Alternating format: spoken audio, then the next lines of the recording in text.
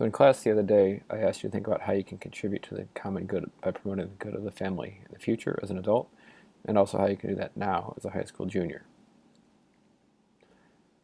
One of the answers that I think fits into both of those situations is to practice chastity.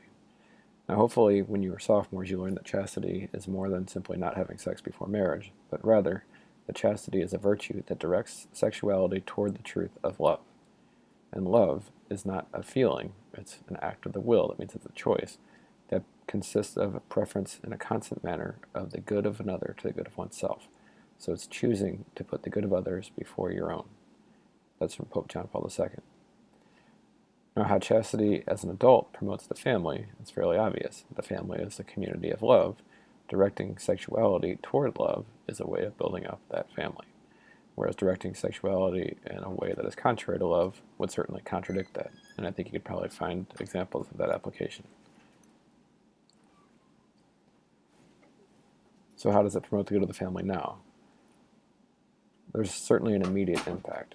If we are directing sexuality toward the truth of love, that's going to certainly avoid some of the negative influences that would endanger the stability of the family, including out-of-wedlock pregnancy, sexually transmitted diseases and infections, some of which can endanger fertility.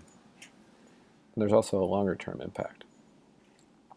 By practicing chastity now, directing sexuality toward love now, that allows someone to develop the skills required to be a good husband, a good father, a good single person, a good celibate person.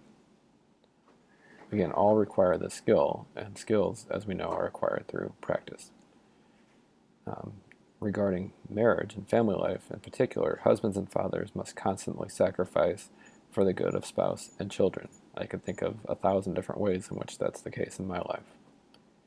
So when you practice chastity now and commit to it now, what you're doing is training yourself to be able to offer that sacrifice for the good of your family later.